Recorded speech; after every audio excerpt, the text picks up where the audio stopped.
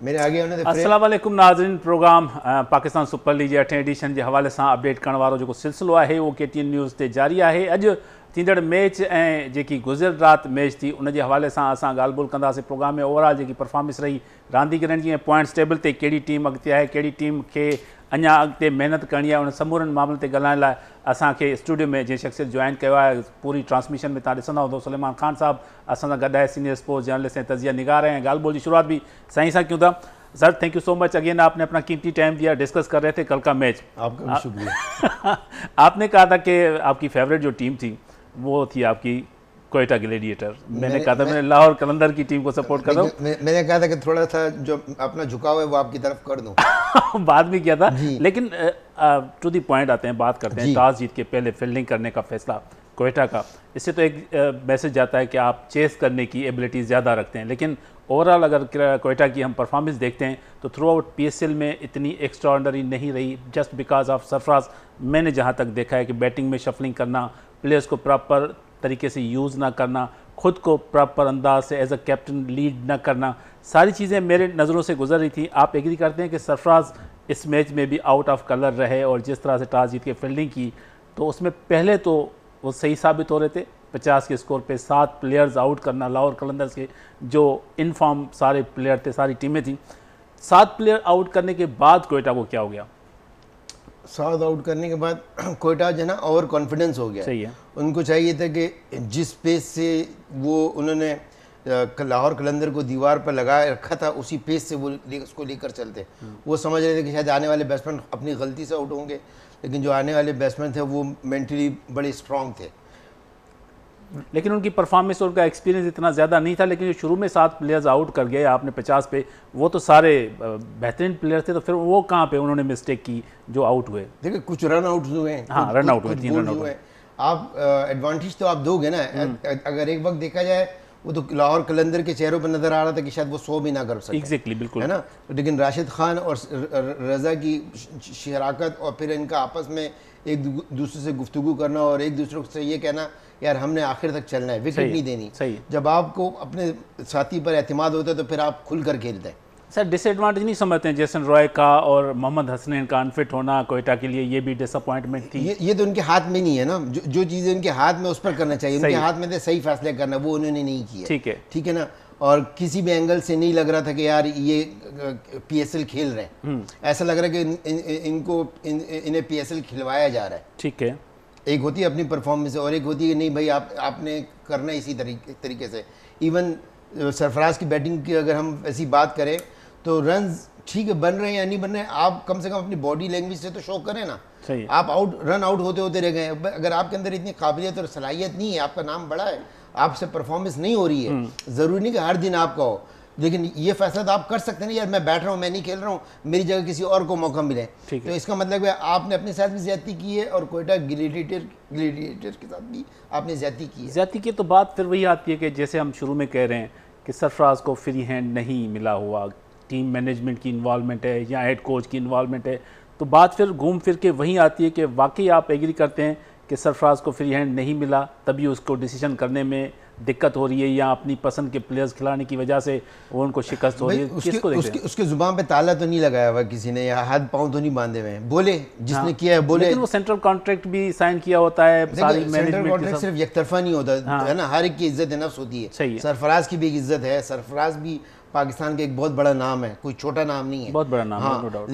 लेकिन आप किसी के प्रेशर में आकर अगर फैसला कर रहे हैं तो इसका मतलब है आप अपनी कायदाना सलाहियत खुद ख़त्म कर रहे हैं। अच्छा, 7 आउट करने के बाद फिर स्ट्रेटजी क्या होनी चाहिए थी? बॉलिंग में चेंज करनी चाहिए थी, फील्डिंग की चेंज करनी चाहिए? जो आपके पास जो बेस्ट अटैक था वो करवाते उसको, है ना, और अकॉर्डिंग टू फील्ड आप बॉल करवाते, 1 पड़ता 2 पड़ता, तीसरे चौथे पे चांस मिल सकता था। कभी कभी तो ऐसा होता है कि हम ऐसे प्लेयर्स के सामने जो सेट होते हैं उनको नॉन रेगुलर बॉलर भी दे देते हैं, तो थोड़ा उसका मेंटल लेवल जो है वो डिस्टर्ब हो जाता है कि यार ये कौन सा बॉलर। ऐसे एक्सपेरिमेंट भी करने चाहिए। वो ज़्यादा खतरनाक है, वो एक्सपेरिमेंट भी करने चाहिए थे। करने ऑप्शन आपके पास से आपने नहीं यूज़ किए। बाकी मैं समझता हूँ कि ना कोयटा ने ना एक होता है बुज़दिल क्रिकेट भी नहीं खेली है। अच्छा, गुलामी वाली क्रिकेट लेवल से भी नीचे क्रिकेट। अगर थोड़ा बहुत भी खेलते ना, यानी 25 बॉलों पे आप 26 बॉलों पे आप 25 रन बना रहे हैं, आप मैच जितवाने आए या मैच हरवाने आए? 28 बालों में 27 किए थे कप्तान ने, जिसको चेस कर रहे हैं, सीधी सी बात है। लेकिन आप मैच जितवाने आए कि आप हरवाने आए? उनकी बैटिंग से तो लग रहा था हरवा रहे थे, क्योंकि अब ये बताएं ना, आप हरवा रहे, आप कोयटा का नाम क्यों बदनाम कर रहे हैं? ठीक है, लेकिन बात करते हैं यहाँ पे सिकंदर रजा की। 71 रन किए उन्होंने, 34 बालों पे 8 चौके और 3 छक्के शामिल थे। नो डाउट बड़ा एक्सपीरियंस प्लेयर है, जिम्बाब्वे की तरफ से खेलता आया, यहाँ भी PSL भी खेलता रहा है, जिम्बाब्वे की तरफ से खेलने आया है। तो आप उसकी बैटिंग को कहाँ देखते हैं? जिस अंदाज उसने बैटिंग की, विकेट के चारों तरफ उसने स्ट्रोक्स खेले, कवर पे भी शॉट्स मार रहे थे, लॉन्ग ऑन पे भी, स्क्वायर लेग पे भी, स्वीप भी खेल रहे थे, कट शॉट भी मार रहे थे। तो आप समझते हैं कल उनका दिन था? सिकंदर रजा ने इनको घर में घुस के मारा है। सही है। हम यूं वैसे घर तो कराची था उनका, तो हाँ, यानी मैच जब उनके हाथ में आ गया, 7 विकेट आ गए, तो उन्होंने एक तरीके से उनका घर हो गया ना। हाँ सही। अब वहाँ से कोई आपसे निवाले मुंह से छीन कर ले जाए तो क्या रहेगा? और रही सिकंदर की इनिंग्स, सिकंदर की फील्डिंग और उसकी जो एनर्जी थी किसी भी शोबे में, वो आउट क्लास थी। आउट क्लास थी। तो राशिद खान ने भी बड़ा ज़बरदस्त परफॉर्म किया, 21 रन जो उन्होंने बनाया। उनकी सपोर्ट शामिल थी उनके साथ, क्योंकि राशिद का जो एक्सपीरियंस है वो सिकंदर रजा से ज़्यादा है। कि राशिद काउंटी क्रिकेट भी बहुत ज़बरदस्त खेला है, और जितनी भी फ्रेंचाइज टीमों की ये बाहर जो लीग्स होती हैं, सबसे ज़्यादा खेलने वाले प्लेयर भी राशिद हैं बनस्बत सिकंदर रजा के। तो दोनों का जो पेयर बना, इन्होंने जो टोटल है वो 70 से लेकर 148 तक लेने में अहम किरदार। इनका जो कम्युनिकेशन था कि यार हमने मिस्टेक नहीं करनी, हमने सिंगल डबल लेने, आपको मौका मिलेगा आप मारना, मुझे मौका मिलेगा मैं मारूंगा। ठीक है। तो ये जो कम्युनिकेशन था, ये इनकी बुनियाद बनी एक बड़ा स्कोर करने के लिए। अगर इनके आपस में गैप होता तो शायद इतना बड़ा स्कोर ना होता। 148 रन का टोटल इतना बड़ा तो नहीं है। 149 रन आपने चेस करने टारगेट है, वो उस हिसाब से बहुत कम था। लेकिन शहरियार साहब हैं हमारे फ़ोन पे, हमसे उनसे बात करते हैं। अस्सलाम वालेकुम शहरियार खान साहब।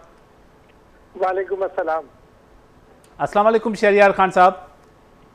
जी वालेकुम अस्सलाम। आपको आवाज़ आ रही है? सर क्या कहेंगे, कल लाहौर कलंदर का मैच और जिस तरह से कोयटा ग्लेडिएटर की परफॉर्मेंस थी, नो डाउट जिस तरह से टॉस जीत के पहले फील्डिंग का फैसला किया कोयटा के कप्तान ने और 50 पे 7 आउट कर दिए थे, तो वहां से फिर सिकंदर रजा और राशिद को आउट करने में कोयटा नाकाम रहा। आप कैसा देखते हैं इस मैच में, किसकी ज़्यादा कमजोरियां नजर आई आपको? देखिए, कोयटा शुरू से ही एक कमज़ोर टीम नज़र आ रही है इस सारे इवेंट में, और कप्तान का तो नहीं, पूरी टीम ही बड़ी बिखरी हुई सी लगती है। और बड़े अच्छा, अगर आपने इतना अच्छा उनको कंटेन किया, लेकिन उसके बावजूद फिर आप जो है मैच इस तरह से जैसे प्लेट में रख कर दे दिया हो। और शाहीन शाह जाहिर है कि उन्होंने बड़ा एक एग्रेशन दिखाया, और पहले उन्होंने बैटिंग करते हुए मतलब को बहुत बड़ा टोटल नहीं दिया, लेकिन उन्होंने अपनी जो उनकी बॉलिंग परफॉर्मेंस थी उनकी टीम की, वो बहुत आउटस्टैंडिंग रही। और जो शुरू में जिस तरह से विकेटें जा रही थी और फिर वो सिकंदर रजा ने संभाला दिया और अच्छा मैच बनाया, और उसको दिलचस्प बना के, जो एक कहते हैं कि ये जो शॉर्ट क्रिकेट है उसके लिए बड़ा ये ज़रूरी होता है कि उसमें आपको लुत्फ आए देखकर मैच को। तो इस मैच को देखकर वाकई लुत्फ आया, बड़ा अच्छा एक दिलचस्प मैच था, जो बड़े क्राउड ने बड़ा एंजॉय किया उस मैच को।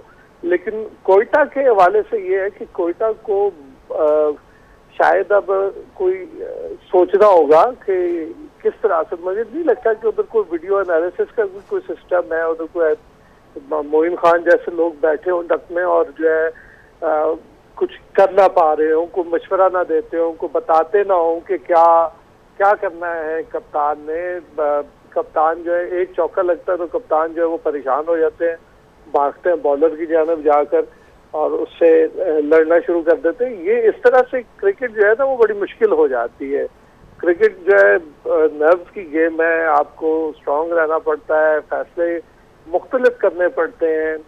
ये नहीं हो सकता कि आप जो गेम प्लान बनाकर आए हुए हैं, जो आपके जहन में है, उसी को लेकर आप चलते रहें और ये ना देखें कि उसका नतीजा क्या निकल रहा है। अच्छा शहरियार खान साहब, आपने बहुत बड़े इवेंट्स कवर किए हैं और मुझे तो एजाज़ भी हासिल है कि हमने एशिया कप 2012 ढाका में कवर किया था, आपके साथ ही वो सारे इवेंट्स कवर किए थे। एजाज़ मेरा था वो मुजाहिद साहब, वो मेरा एजाज़ था कि आप जैसे लोगों के साथ थैंक यू सो मच। मैं सवाल मेरा ये था कि सरफराज नहीं समझता, सरफराज की क़यादत के हवाले से बातें बहुत हो रही हैं कि क़यादत के हिसाब से टीम मैनेजमेंट की इन्वॉल्वमेंट है या हेड कोच की इन्वॉल्वमेंट है, वो फैसले खुल के नहीं कर सक रहे हैं। क्या कहेंगे, ऐसा आपको नज़र आ रहा है कि वाकई वो अपनी जो परफॉर्मेंस है उस मयार की नहीं दिखा रहा, या इन्वॉल्वमेंट आप समझ रहे हैं कि सारे मैचेस में टीम मैनेजमेंट और हेड कोच की तरफ से है उसको, तभी वो इतना अच्छा परफॉर्म नहीं कर सक रहा? मैं तो उसका जिम्मेदार उन्हीं लोगों को समझूंगा जो टीम के करता धरता हैं, जो बैठे होते हैं, जो बड़े बड़े फैसले लेते हैं। मोइन खान जैसे लोग हैं, वो उनको इसका हिसाब देना है, इनको सरफराज को हिसाब देना है उसका, इनको बताना है कि क्या चीज़ है। और मुझे नहीं लगता कि इनकी कोई वीडियो एनालिसिस वाली भी कोई ऐसा वो इनके पास ऑप्शन है कि ये देखते हो कि हमारी किस मैच में क्या कोताही थी और उससे फिर सबक सीखते हुए आगे ये बढ़े और बताए कि नहीं हमने ये गलती की थी पिछले मैच में, तो आज हमें इसको दोहराना नहीं है। सही। ये वही गलतियां बार बार इनसे हो रही हैं, और टीम इस तरह से जब कोलैप्स हो रही हो तो इसका मतलब ये है कि कुछ अच्छा नहीं है। पीछे आपके ड्रेसिंग रूम का माहौल भी अच्छा नहीं है, आपको कोई गेम प्लान आपका प्रॉपर नहीं बनता, या बनता है तो फिर आप उस पर अमल दरामद न होने की सूरत में कोई प्लान भी नहीं होता आपके पास कि आप कहें कि मेरे पास ये एक सरप्राइज है जो मैं लेकर आ रहा हूँ, एक ऐसा बॉलर है जो इनकी जो मुखालिफ टीम है इसकी दजिया में खेल देगा, ऐसा कुछ नजर नहीं आ रहा। सही, बिल्कुल कुछ नजर नहीं आया, लेकिन टारगेट फंसते तो आपको कुछ मुश्किल फैसले भी लेने पड़ते हैं जी, उसकी सलाहियत की कमी नजर आ रही है। बिल्कुल सही कह रहे हैं आप, उसकी सलाहियत भी कम नजर आ रही है। लेकिन 149 रन का टारगेट शहरयार खान साहब आप समझते हैं इतना बड़ा था कि सरफराज खुद जब बैटिंग कर रहा था तो captain lead in the front होना चाहिए, खुद भी खेलना चाहिए, दूसरों को खिलाना चाहिए। तो आखिर तक वो विकेट पे रहे और 28 बॉलों पे 27 रन किए, टोटल भी बड़ा नहीं था, फिर भी वो नाकाम रहे। इसकी क्या वजह हो सकती है? आपकी आवाज कम हो गई है मुजाहिद भाई। मेरा सवाल ये था कि जिस तरह से सरफराज ने बैटिंग की, 28 बॉलों पे 27 रन किए और 149 रन का टारगेट हासिल करने की कोशिश कर रहा था, तो कप्तान को लीड इन द फ्रंट करना चाहिए, आगे आके खेलना चाहिए, दूसरे प्लेयर्स को खिलाना चाहिए। तो वो चीज़ भी हमें कमी नज़र आ रही थी उनकी बैटिंग में। तो कैप्टनसी के हवाले से तो हमने बात की, लेकिन उसकी एज अ बैट्समैन परफॉर्मेंस को आप कहाँ देखते हैं? देखिए, मैं इसमें बैटिंग के हवाले से मैं समझता हूँ कि सरफराज ने पूरी परफॉर्मेंस नहीं दिखाई, लेकिन नजर ये आ रहा है कि टीम साथ नहीं है उनके, और वो अकेले जो है वो खेल रहे हैं 21 लोगों के खिलाफ जो है। तो ऐसे में जो है बड़ा मुश्किल होता है, और प्रेशर उसका भी है। एक वो प्रेशर उनको ये है कि उनको टीम में वापस कौमी टीम में जगह नहीं बनती नजर आ रही, एक प्रेशर उनका ये है। दूसरा प्रेशर ये है कि आप जो है 6 टीमों का मुकाबला और आप जो है नीचे से टॉप कर रहे हो, तो 6 मैच खेल के अगर 2 पॉइंट हो आपके, तो वो ज़ाहिर प्रेशर वो उनके ऊपर है एक। लेकिन मुझे लगता है कि सरफराज एक बड़े बाहिम्मत खिलाड़ी हुआ करते थे और बड़ी अच्छी उनकी परफॉर्मेंस हुआ करती थी। कुछ कहीं गलत हो रहा है, उनको भी उसको रिव्यू करना चाहिए, देखना चाहिए क्या चीज़ गलत वो कर रहे हैं। और दायरे के क्रिकेट एक टीम गेम है, इसमें ये नहीं हो सकता कि एक प्लेयर है, जैसे हम कौमी क्रिकेट टीम में हमने 2 प्लेयर से उम्मीद लगाई है, बाबर आजम और रिजवान खेलेंगे तो हम जीतेंगे, और वो अगर जिस दिन वो नहीं खेलेंगे तो फिर हम जो है वो बड़े इबरतनाक शिकस्त से 2-4 होना पड़ता है हमें। तो यहाँ पे भी अगर सरफराज अकेला खेलेगा तो जीत जाएंगे, नहीं खेलेगा तो फिर वही जो उनके नसीब में लिखा हुआ, जो पहले लाहौर कलंदर था वो अब टॉप पे जा रहा है, और जो कोयटा ग्लैडिएटर्स जो एक बड़ी अच्छी टीम समझी जा रही थी वो अब जो है बिल्कुल आखिरी नंबर पे आ जाए। तो कुछ सोचना चाहिए मैनेजमेंट को भी। मोइन खान जो है, मैं तो समझता हूँ कि फिर अगर वो कुछ और नहीं कर सकते तो कम से कम ये तो कर सकते हैं कि किसी और के लिए जगह बना दें ये लोग। बड़ी जबरदस्त बात की, किसी और के लिए जगह बना दें, बड़ी जबरदस्त बात की शहरयार खान साहब। तो यही समझता हूँ कि सही, कोयटा की पॉइंट्स की टेबल पे तो बहुत खराब परफॉर्मेंस है, लेकिन करना चाहिए अब शायद। आज का मैच है उसके हवाले से क्या कहेंगे? Islamabad versus Karachi Kings, Karachi Kings के लिए भी डू और डाई की पोजीशन है, तो आज इस्लामाबाद का मुकाबला कराची किंग्स के साथ होने जा रहा है, उसके हवाले से आपकी क्या प्रेडिक्शन है, क्या राय है कि आज कौन सी टीम फेवरेट होगी और उसकी वजह क्या होगी? मैं ये समझता हूँ कि इस्लामाबाद जो है कंसिस्टेंट परफॉर्मेंस है, कराची की नहीं है। सही। अगर हसन अली को हटा दें आप, आसिफ अली है, जफर गौर है, फारूकी है, बहुत अच्छा जा रहे हैं, मोहम्मद वसीम जूनियर है, शाह खान खुद बहुत अच्छी परफॉर्मेंस दे रहे हैं। अब अच्छे नाम है, फ़हीम भी आजकल इतनी अच्छी नहीं है, लेकिन आजम खान स्पेशली मैं कहूँगा, दाद दूंगा कि इसने अपना जो खौफ था फास्ट बॉलर्स के खिलाफ, उस खौफ को दूर करके अब खेलना शुरू हुए, तो इनकी परफॉर्मेंस जो है वो बहुत बेहतर हो गई है। पहले स्पिनर्स के खिलाफ थी इनकी सिर्फ परफॉर्मेंस, अब ये इनकी मैं समझता हूँ बैटिंग में बड़ी ड्रास्टिक चेंज आई है, और ये विनर है, ये गेम की जो है ना, ये यहाँ से मैं समझता हूँ गेम इनके हक में जाती है। जहाँ आसिफ अली, आजम खान खेलना शुरू होते हैं तो मैं समझता हूँ कि गेम अच्छी जाएगी, और इनके ही मैं इसीलिए इनके फेवर में हूँ कि ये टीम जो है, इन्हीं के मेरा जो वोट है आज का वो इस्लामाबाद यूनाइटेड के लिए, क्योंकि अहमद जो है बहुत अच्छा खेल रहे हैं और अहमद की टीम जो है बहुत अच्छी है। लेकिन जो है मैं ओवरऑल परफॉर्मेंस की बुनियाद पर, तो बड़े नाम वहाँ पे भी बड़े मौजूद है कराची में, लेकिन आप देखें कि मेरे हिसाब में मतलब शुएब मलिक भी हैं, इमरान ताहिर है, बड़े अच्छे नाम हैं, लेकिन उसके बावजूद मैं आज के लिए मैं इस्लामाबाद मेरी प्रेडिक्शन है। Thank you so much Shahryar Khan sahab, आपने अपना कीमती टाइम दिया KTN न्यूज़ के लिए। शहरियार खान साहब है मोस्ट सीनियर स्पोर्ट्स जर्नलिस्ट हैं, तजिया निगार है। वो अपने ख्यालों का इज़हार कर रहे थे कि सरफराज की जो ओवरऑल परफॉर्मेंस है उसमें कहीं ना कहीं टीम मैनेजमेंट का भी कसूर नज़र आ रहा है, हेड कोच का भी कसूर नज़र आ रहा है, और सरफराज को जिस तरह से परफॉर्म करना चाहिए था वो नहीं कर सका, लेकिन अकेले कहाँ तक वो परफॉर्म कर सकेंगे। और इस्लामाबाद के लिए उन्होंने कहा कि आज की जो मैच है उसमें वो इस्लामाबाद को आसिफ अली के हवाले से, आज़म खान के हवाले से कहते हैं, जिस तरह की वो क्रिकेट खेल रहे हैं तो उनकी नज़र में आज इस्लामाबाद फेवरेट है। और कराची के लिए इमाद वसीम की उन्होंने तारीफ़ की थी, इमाद बहुत ज़बरदस्त खेल रहा है, शुएब है वो एक्सपीरियंस है, लेकिन हसन अली को उन्होंने थोड़ा माइनस पॉइंट दिया कि उसको साइड करें तो टीम अच्छा परफॉर्म करेगी, लेकिन उन्होंने फेवरेट ओवरऑल इस्लामाबाद को दिया। बात फिर वही आती है सरफराज के हवाले से, उनका कहना ये था कि अकेला प्लेयर कहाँ तक खेल सकता है जब तो उसकी टीम साथ नहीं दे सकती। तो आप समझते हैं सरफराज के साथ यही हो रहा है? नहीं, टीम इसमें टीम का कसूर नहीं है। अच्छा, जो 11 लड़के हैं ना, हम उस ऐसे से नहीं कहेंगे, इसमें कसूर है टीम मैनेजमेंट का। ठीक है, सरफराज जिसको बॉलिंग देगा वो बॉलिंग कराएगा, जिसको बैटिंग ऑर्डर पे भेजेगा। अब ये क्या आया, ये सरफराज के फैसले हैं या किसी और के फैसले हैं? अब तक जो मैचेस हुए हैं उसमें हमें सरफराज के फैसले नज़र नहीं आए। अच्छा, हमें सरफराज की आवाज़ नज़र नहीं आई, सरफराज की जो एनर्जी थी, एक बॉडी लैंग्वेज थी, वो नज़र नहीं आया। ऐसा लग रहा है शायद कोई ज़बरदस्ती हथकड़ियाँ लगा कर उसको खिला रहा है।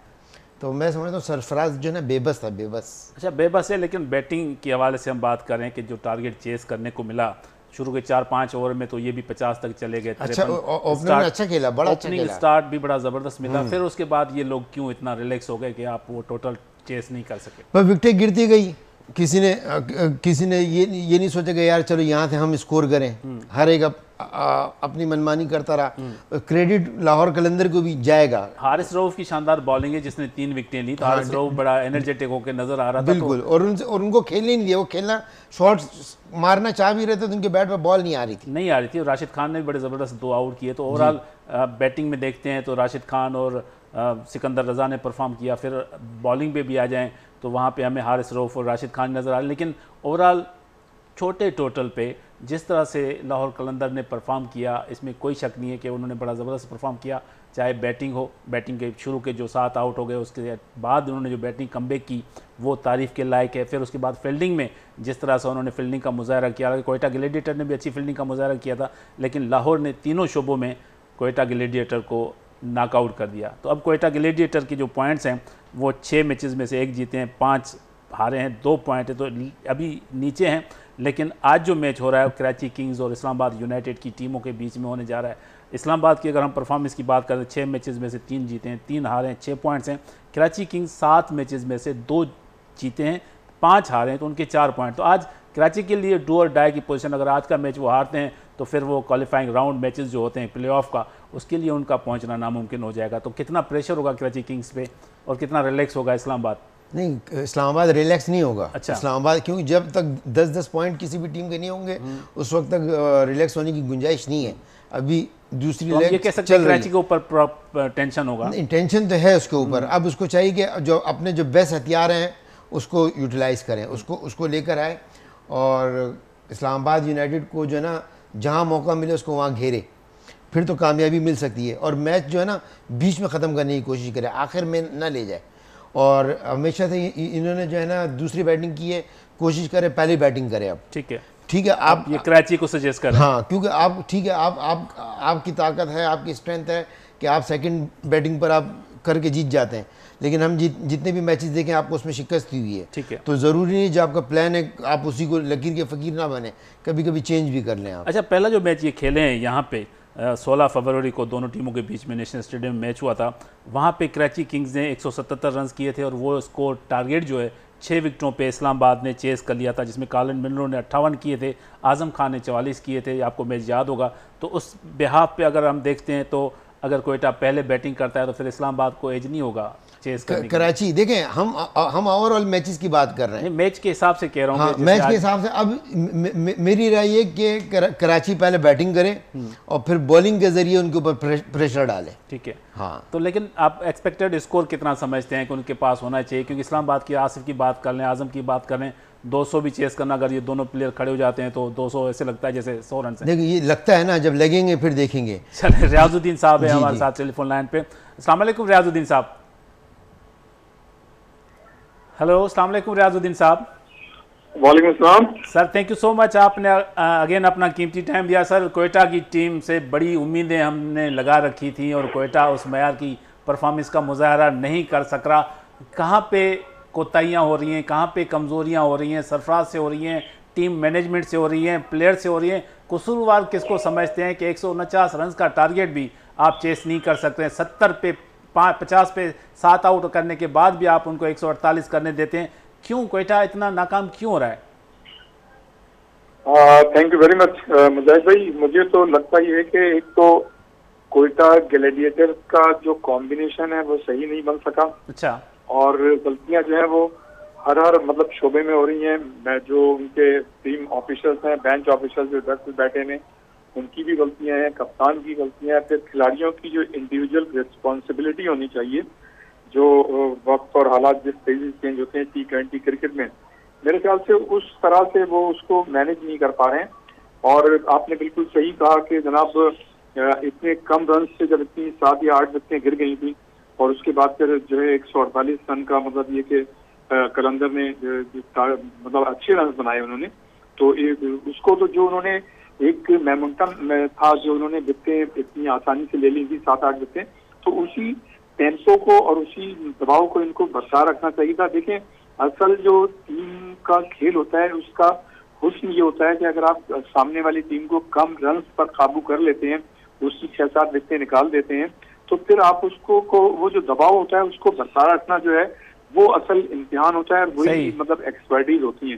तो मैं ये समझता हूँ कलंदर जो है यहाँ पे नाकाम रही और कोयटा नाकाम रही और कलंदर ने जो है वो तो बिल्कुल बाद में जो है शानदार खेल का मुजाहरा किया, गो कि उनकी 6-7 विकेटें गिर गई थी, लेकिन उन्होंने कम बैक किया और उन्होंने जो है मतलब पूरी जो टीम थी उसको उन्होंने बाहर कर दिया। मैं ये समझता हूँ कि असल में कोयटा ग्लैडिएटर्स का तो कॉम्बिनेशन नहीं बन पा रहा है। फिर आप ये देखें कि मतलब उनकी जो टीम है अब वो 6 में से सिर्फ 1 मैच जीत चुकी है। मार्टिन गिप्टल जो है वो भी मतलब कोई बड़ी इनिंग्स नहीं खेल सके। जेम्स सिमंस वापस जा चुके हैं। विल शमिट का बैट जो है उस तरह से नहीं चल रहा जो लास्ट मतलब PSL में चल रहा था। हफीज, सरफराज, इफ्तिखार भी वो खेल नहीं खेल पा रहे।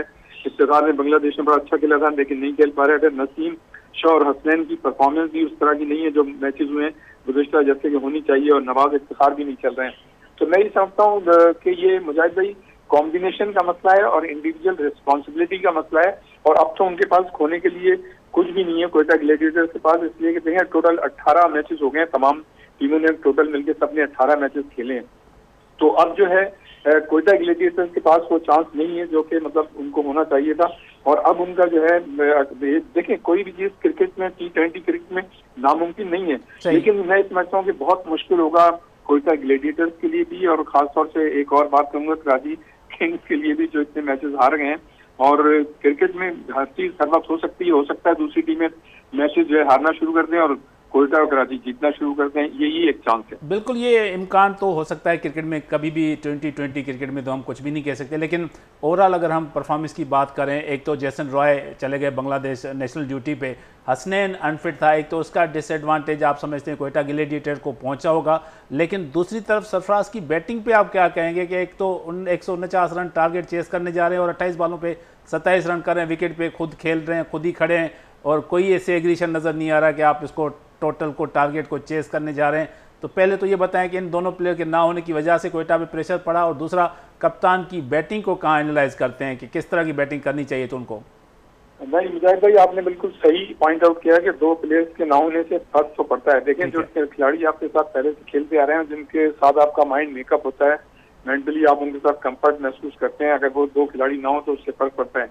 रह गई सरफराज की बात, तो मैं ये समझता हूँ कि वो इतने मैचेस हारने के बाद जो है डीमोरलाइज हो चुके हैं, और उनमें वो एक जो धड़क और एक जो जज्बा होता था, जैसे कि उनमें पहले पाया जाता था, मेरे ख्याल से जो उनको पैर दर पे शिकस्तें हुई हैं, उसका मेरे ख्याल से वो बोझ बर्दाश्त नहीं कर पा रहे हैं। फिर ये कि उनकी अपनी भी परफॉर्मेंस गुज़श्ता मैचों में इतनी अच्छी नहीं गई जिसे कि काबिल तकलीफ मिसाल कहा जाए, तो ये भी उनके ऊपर एक दबाव है।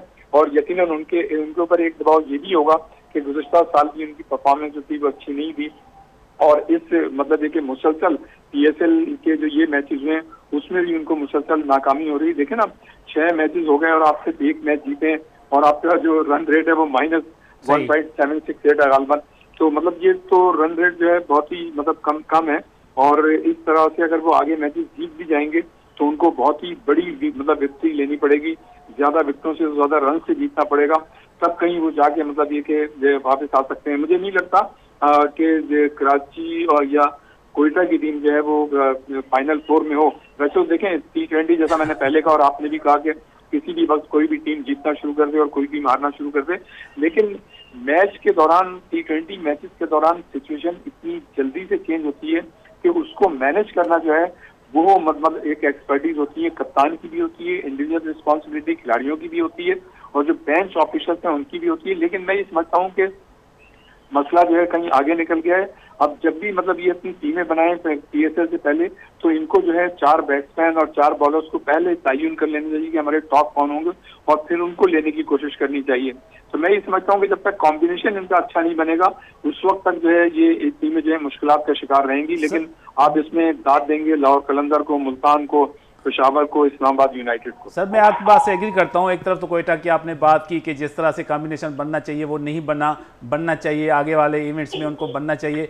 आज का मैच अगर हम देखते हैं इस्लामाबाद वर्सेस कराची किंग्स के, तो कराची किंग्स की परफॉर्मेंस भी हमें इतनी अच्छी नज़र नहीं आ रही। तो आप समझते हैं कराची किंग्स के साथ भी यही प्रॉब्लम दरपेश है कॉम्बिनेशन का और कप्तानी का? क्या समझते हैं आज के मैच में? देखिए, मैं ये समझता हूँ कि कराची किंग्स जिस तरह से मतलब, तो कराची किंग्स की टीम भी देखें 7 मैचेस खेले, 2 से वो जीत सके, 5 मैचेस में उन्हें शिकस्त का सामना करना पड़ा है, तो उनके लिए भी काफी मुश्किल होगा। मैं ये समझता हूँ कि अब देखें ना कि जैसे उनके जो खिलाड़ी थे कराची किंग्स के, जैन सिमंस हैं, वो जाहिर है उनके साथ नहीं होंगे। बाकी ये कि तैयब ताहिर जिस तरह से उन्होंने एक मैच में खासतौर से बड़ी अच्छी परफॉर्मेंस का मुजाहरा किया था मुल्तान सुल्तान के खिलाफ, तो देखना ये होगा कि वो मतलब उस तरह का परफॉर्मेंस का मुजाहरा करते हैं नहीं करते। फिर शोएब मलिक हैं, तो वो है मैथ्यू बेड, जिनसे बड़ी उम्मीदें कायम है कराची किंग्स की, जो अब तक मतलब उस परफॉर्मेंस का मुजाहरा नहीं कर सके।